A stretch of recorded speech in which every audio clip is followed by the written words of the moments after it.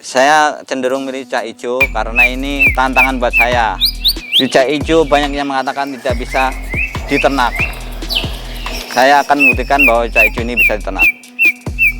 Tujuan saya membuktikan cucak hijau ini bahwasanya bisa dilestarikan, dikembangbiakkan dengan metode sangkar gantung yang begitu mudah dibanding dengan sangkar aviari.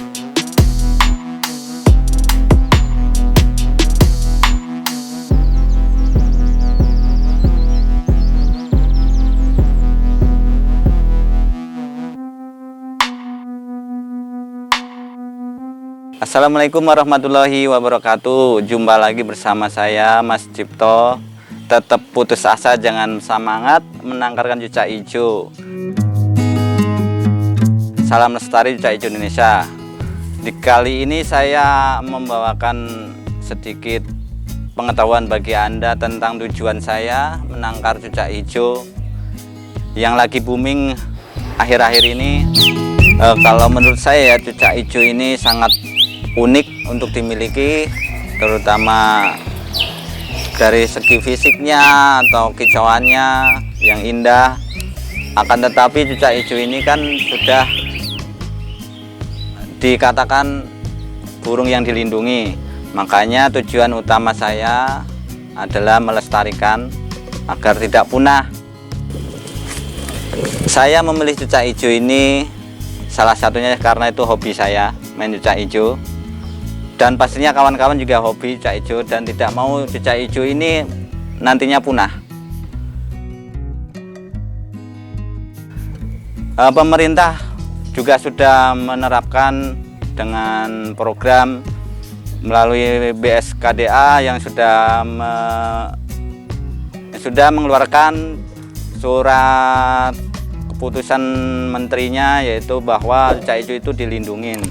Bahwasanya itu memang benar. Makanya dari itu apabila masyarakat ingin memberikan atau memiliki cucak hijau itu harus izin melalui BSKDA. Untuk ini makanya kita harus melestarikan cucak hijau di Indonesia agar cucak hijau di hutan itu tidak punah ya. Begitu tujuan pertama saya. Yang kedua, tujuan saya ini yaitu menciptakan cucak hijau yang bisa dilombakan ya. Jadi dari terah-terah juara kita silang-silangkan, nantinya bisa buat mainan. Kemudian yang ketiga, mencari filial baru. Filial baru itu bisa varian dari warnanya atau dari karakternya. Banyak ya tujuan saya. Kurang lebih seperti itu. Jadi begini, kita tidak memandang dari segi harga jual cucak hijau, akan tetapi kita memandang dari gimana caranya kita bisa melestarikan. Lambat laun pastinya nantinya cucak hijau apabila sudah bisa ditangkar, pasti nantinya ada kelas-kelas tertentu yang menggunakan cucak hijau hasil tangkaran itu untuk dilombakan. Itu udah pasti, Mas. Jadi kita tidak melihat nilai jual sekarang. Banyak orang yang membeli dari dasaran hutan yang lebih murah. Jadi itu tidak buat patokan saya. Intinya kita dulu perbanyak dulu produksi kita yang hasil tangkaran. Untuk nilai jual itu tergantung selera masing-masing. Maksudnya apabila orang itu suka dengan hasil tangkaran, kita nyebut harga berapapun pasti dibayar.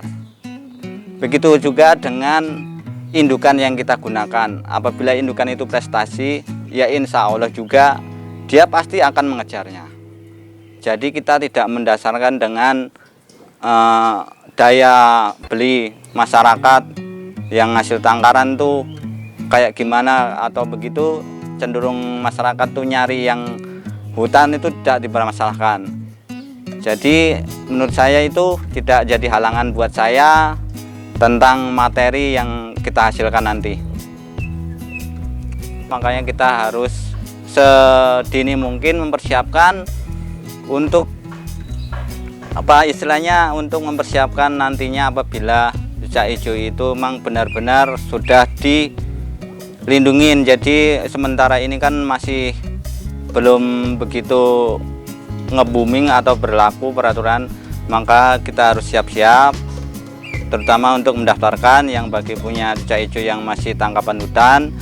Terus sejak dini kita harus mempersiapkan belajar berternak atau menangkar cucak hijau, khususnya para pecinta cucak hijau.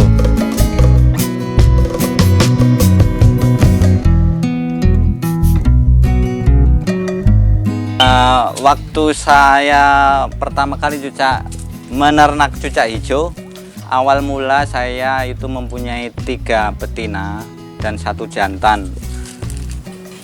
Itu saya awalnya pertama itu masih menggunakan aviari kecil, akan tetapi tidak ada hasilnya. Kemudian saya sharing ke teman-teman, dan saya menggunakan metode kurung gantung, dan alhamdulillah dengan cepat ya, dengan mudah itu kita ikutin cara-caranya itu bisa menghasilkan dari 2 indukan tuh 6 anakan. Dari 2 indukan tuh 6 anakan. Alhamdulillah hasilnya juga udah ada yang beli, dan kita sisakan betina saja 2 ekor. Ini untuk filial kedua ya, untuk istilahnya tuh F2 untuk menangkarkan kembali.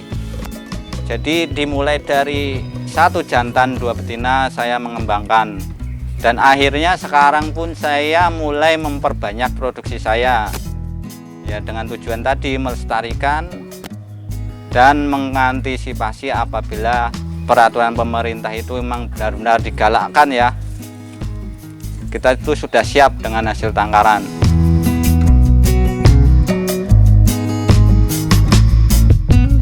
Bahwasanya pada saat itu saya model ternaknya itu awalnya pakai sangkar gantung begini ya, sangkar kotak, terus saya gunakan sarang begini, kita taruh di dalamnya.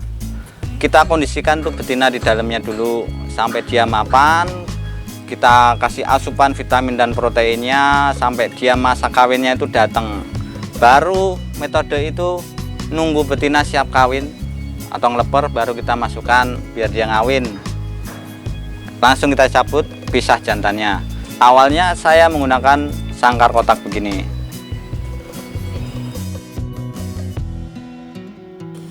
Pada waktu itu awal saya menggunakan sangkar kotak ini, banyak orang tidak percaya, bahkan menertawakan, itu apa bisa mas pakai begitu?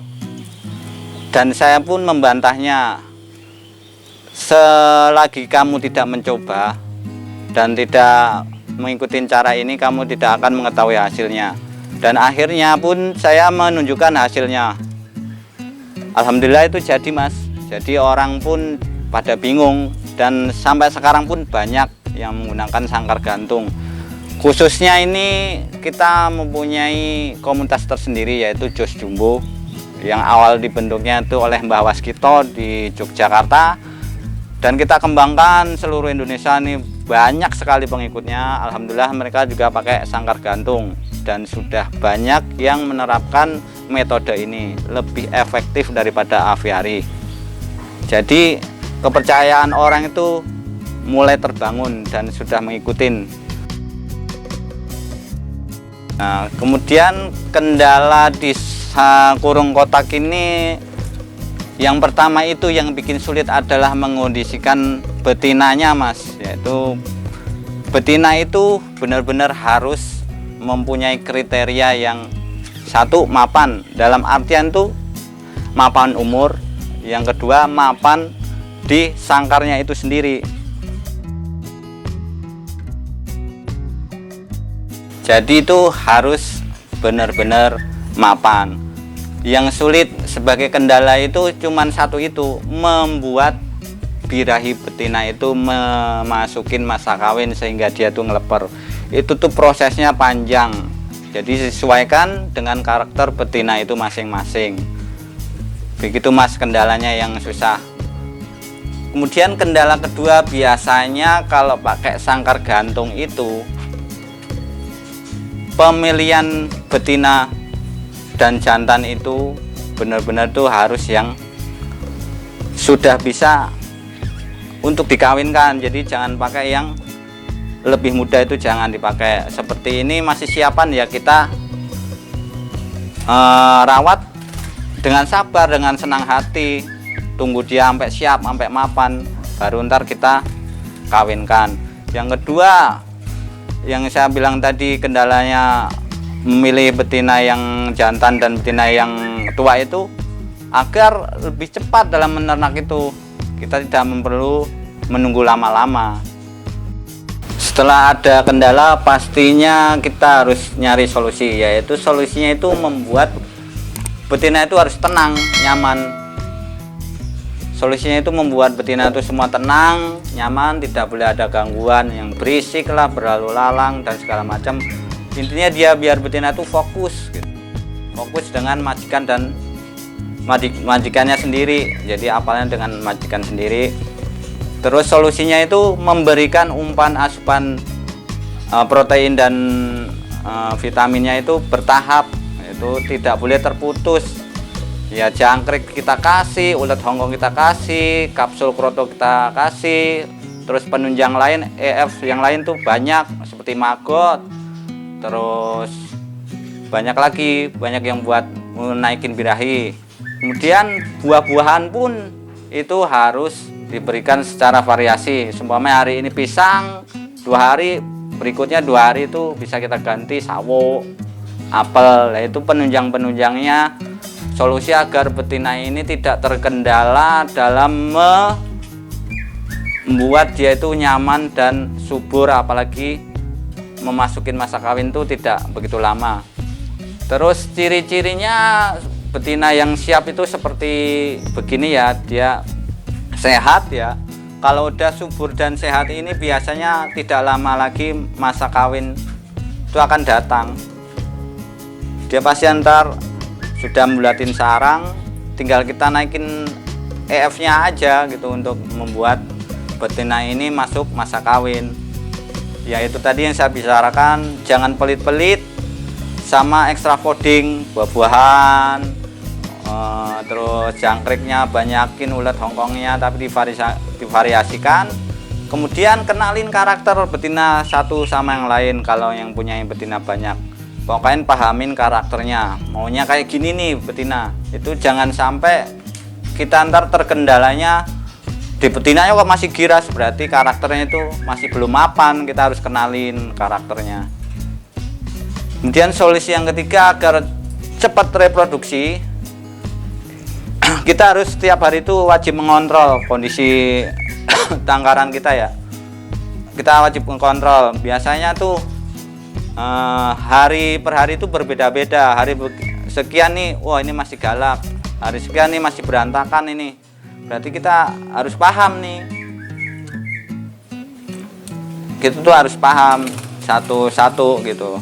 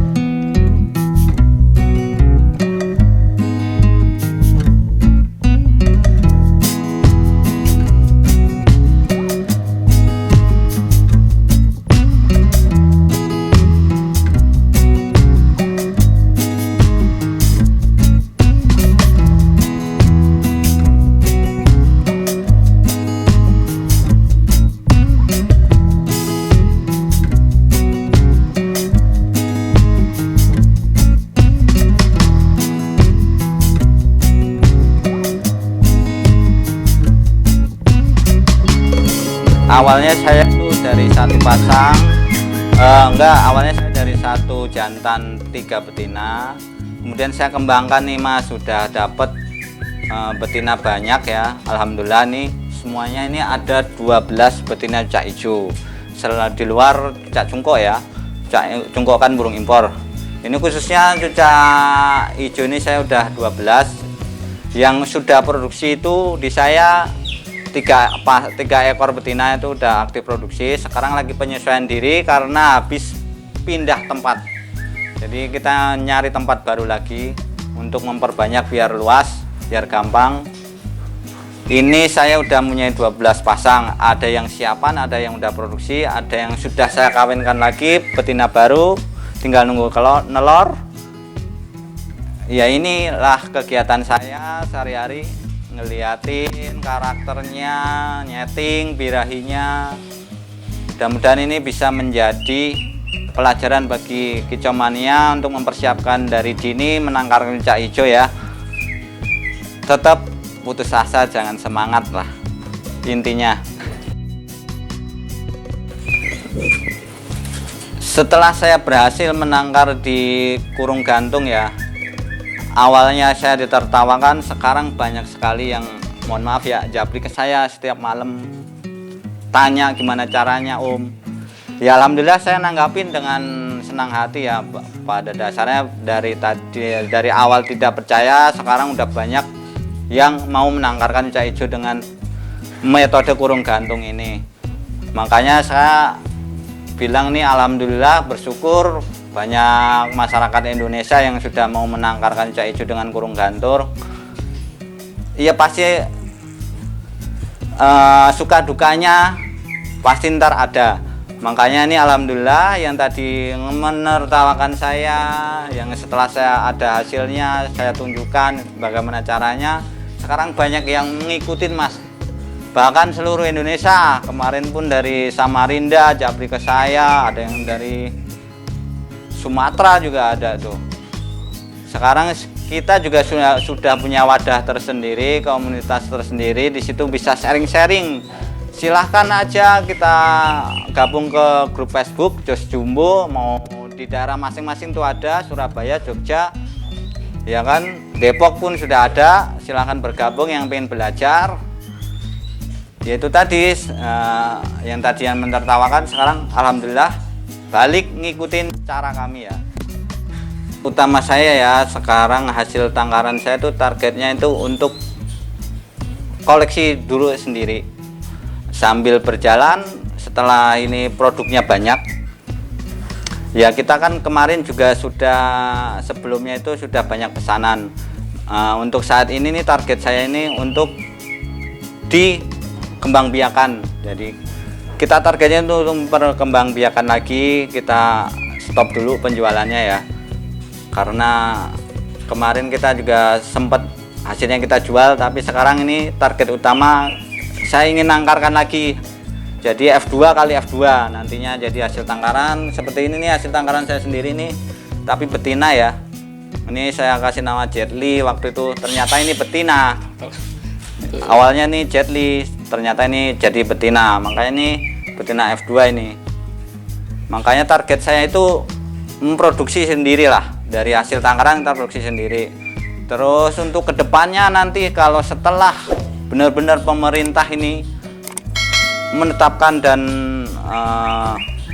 sudah benar-benar memutuskan ya, sudah berjalan tuh benar-benar dilindungin, dengan itu pastinya nanti kan lambat laun kita juga akan mengeluarkan yang model dengan ring kita sendiri, tangkaran kita sendiri. Target kedua saya gitu, setelah pastinya nanti kita akan keluarkan setelah memproduksi banyak dari hasil tangkaran kita sendiri.